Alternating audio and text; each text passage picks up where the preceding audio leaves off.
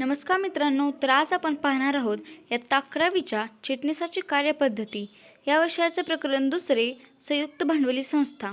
या प्रकरणाचा स्वाध्याय भाग 2. तत्पूर्वी पुढे जाण्याआधी तुम्ही जर चॅनलवर नवीन असाल तर चॅनल नक्की सबस्क्राईब करा व बेल आयकॉनही प्रेस करा, ज्यामुळे तुम्हाला व्हिडिओची नवीन माहिती लवकरात लवकर मिळेल. यापूर्वी आपण या प्रकरणाचा स्वाध्याय भाग 1 पाहिला आहे. तो तुम्ही पाहिला नसेल तर त्याची लिंक खाली डिस्क्रिप्शन बॉक्समध्ये दिली आहे, तो नक्की पहा. चला तर मग स्वाध्याय पाहू. पुढे आहे प्रश्न दुसरा, खालील संज्ञा किंवा संकल्पना स्पष्ट करा. यातील पहिली संकल्पना आहे एक निष्क्रिय कंपनी. चला तर मग याचे उत्तर पाहू. यातील पहिला मुद्दा आहे, ज्या कंपनीची नोंदणी भविष्यकालीन प्रकल्पासाठी केली जाते किंवा व्यवसाय करत नसेल किंवा मागील 2 वर्षापासून लेखापुस्तके आणि ताळेबंद तयार करत नसेल, तसेच वार्षिक विवरणपत्रक तयार करत नसेल, तर अशी कंपनी निष्क्रिय कंपनी म्हणून घोषित केली जाते. यातील दुसरा मुद्दा आहे, निष्क्रिय कंपन्या नजीकच्या भविष्यात विकसित आणि योग्यरित्या कार्य करू शकतात. पुढील दुसरी संकल्पना आहे धारक कंपनी. चला तर मग याचे उत्तर पाहू.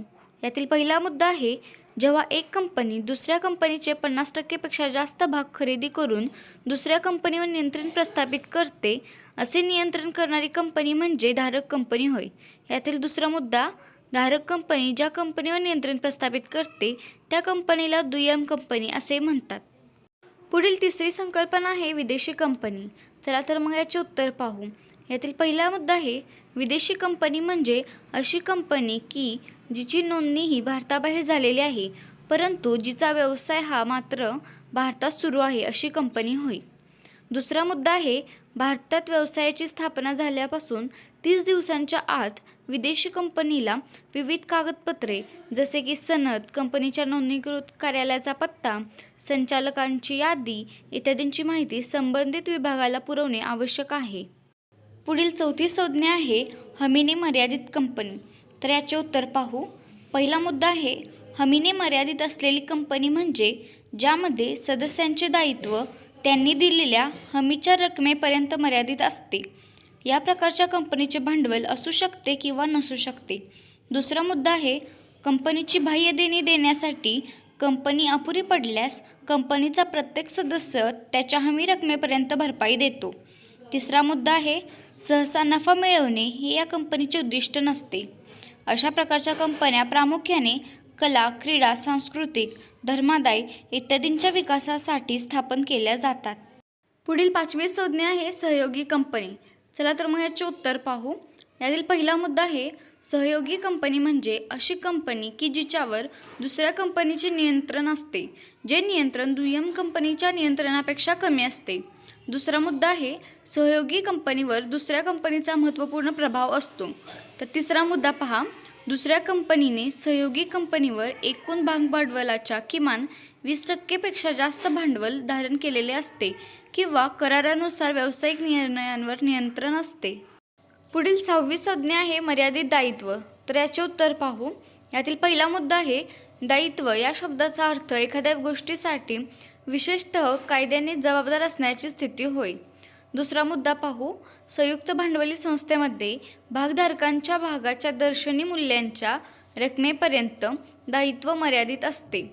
तिसरा मुद्दा आहे, कंपनीच्या अस्तित्वात असेपर्यंत जर भागधारकांनी रक्कम पूर्ण भरली नसेल तर ती देण्याची जबाबदारी भागधारकावर असते. चौथा मुद्दा आहे, कंपनी अधिक जोखीम घेते कारण भागधारकांची जबाबदारी मर्यादित असते. पुढील 7वी संकल्पना आहे चिरंतन अस्तित्व. तर याचे उत्तर पाहू. यातील पहिला मुद्दा आहे, संयुक्त भांडवली संस्था ही कंपनी कायद्याप्रमाणे अस्तित्वात आल्यामुळे तिला चिरंतन अस्तित्व असते. दुसरा मुद्दा आहे, कायद्याने कंपनी बंद झाल्यानंतरच तिचे आयुष्य संपुष्टात येते. तर तिसरा मुद्दा पाहू.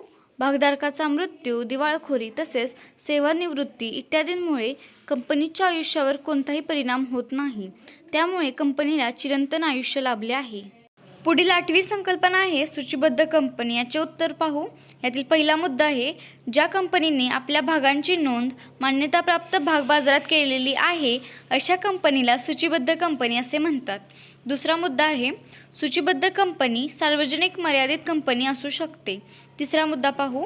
भागबाजारात नोंदणी केलेल्या कंपन्यांना कंपनी कायदा व भारतीय प्रतिभूती विनिमय मंडळाने घालून दिलेली सर्व मार्गदर्शक तत्त्वे व तरतुदींचे पालन करावे लागते. पुढील नवी संकल्पना आहे एक व्यक्ती कंपनी. याचे उत्तर पाहू. यातील पहिला मुद्दा आहे कंपनी कायद्याच्या कलम 2 नुसार एक व्यक्ती कंपनी म्हणजे ज्या कंपनीची सभासद संख्या एकच असते तिला एक व्यक्ती कंपनी असे म्हणतात. दुसरा मुद्दा पाहू. एक व्यक्ती कंपनी ही खाजगी मर्यादित कंपनीसारखीच असते. तिसरा मुद्दा आहे कंपनी कायदा 2013 नुसार कंपनीच्या सभासदाची जबाबदारी त्याने गुंतवलेल्या भांडवलाच्या मर्यादेइतकेच मर्यादित स्वरूपाचे असते. चौथा मुद्दा आहे एक व्यक्ती कंपनीला वार्षिक सर्वसाधारण सभा बोलवण्याची आवश्यकता नसते. पुढील 10वी संकल्पना आहे सरकारी कंपनी. चला तर मग याचे उत्तर पाहू.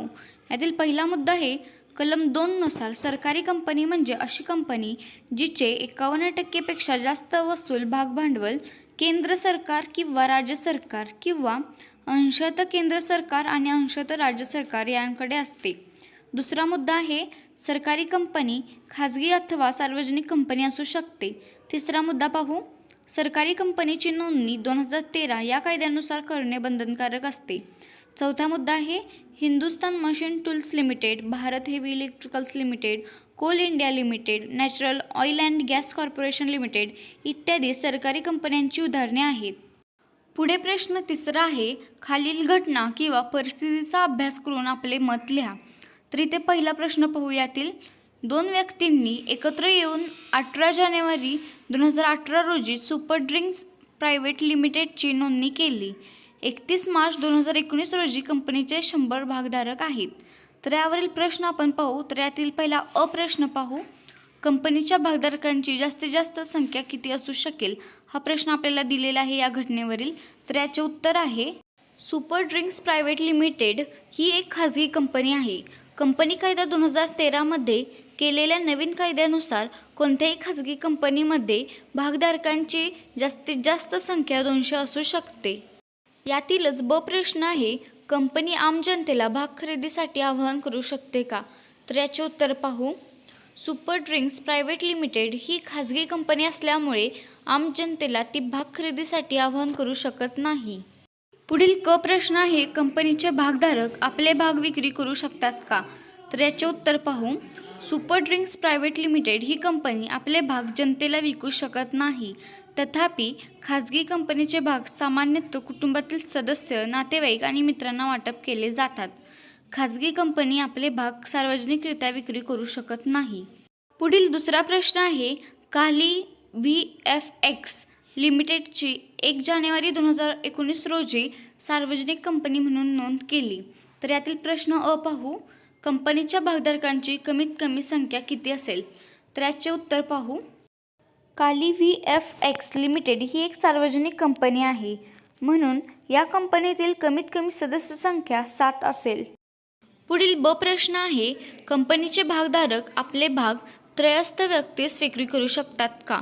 तर याचे उत्तर आहे काली VFX ही एक सार्वजनिक कंपनी आहे त्यामुळे कंपनीचे भागधारक आपले भाग त्रयस्थ व्यक्तीस विक्री करू शकतात.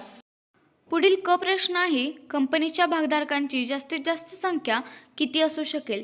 तर याचे उत्तर पाहू. काली VFX ही एक सार्वजनिक कंपनी आहे. सार्वजनिक कंपनीमध्ये जास्तीत जास्त भागधारकांची मर्यादा नाही. प्रश्न तिसरा आहे सनसेट प्रिंटर्स प्रायव्हेट लिमिटेड कंपनीची स्थापना 5 डिसेंबर 2015 रोजी कंपनी कायदा 2013 अन्वये करण्यात आली. मिस्टर मनोज हा एकटाच सभासद असून घटनापत्रक व नियमावलीमध्ये एकच सभासद नोंदविला आहे. तर यातील प्रश्न पाहू. सदर कंपनी एक व्यक्ती कंपनी आहे का? तर याचे उत्तर आहे एक व्यक्ती कंपनी ही संकल्पना कंपनी कायदा 2013 मध्ये मांडण्यात आली. सनसेट प्रिंटर्स प्रायव्हेट लिमिटेड ही कंपनी कायदा 2013च्या तरतुदींनुसार 5 डिसेंबर 2013 रोजी स्थापन करण्यात आली. त्यामुळे सदर कंपनी एक व्यक्ती कंपनी आहे. पुढील प्रश्न आहे मनोजची जबाबदारी ही मर्यादित की अमर्यादित असेल? तर याचे उत्तर पाहू. मनोज हे एक व्यक्ती कंपनीचे एकच सभासद आहेत म्हणून मनोज यांची जबाबदारी मर्यादित असेल. पुढील प्रश्न क आहे, मनोजची दिवाळखोरी, वेडेपणा, मृत्यू इत्यादी कारणांमुळे कंपनीचे विसर्जन होऊ शकते का? चला तर मग याचे उत्तर पाहू. मनोजची दिवाळखोरी, वेडेपणा, मृत्यू इत्यादी कारणांमुळे कंपनी विसर्जित होऊ शकत नाही. कारण कंपनी स्थापनेच्या 15 दिवसांनंतर मनोज यांनी त्यांचा मुलगा, मुलगी किंवा इतर जवळील नातेवाईक यांची नियुक्ती कंपनीचा नामनिर्देशित व्यक्ती म्हणून घोषित केलेले असावे. पुढील प्रश्न चौथा आहे, 1 जानेवारी 2018 रोजी मिस्टर जॉनने TIPS पेंट लिमिटेडचे 100 भाग खरेदी केले. सदर भागांची दर्शनी किंमत प्रत्येकी ₹10 आहे. मिस्टर जॉनने भागांची संपूर्ण रक्कम ₹1000 भरणा केली.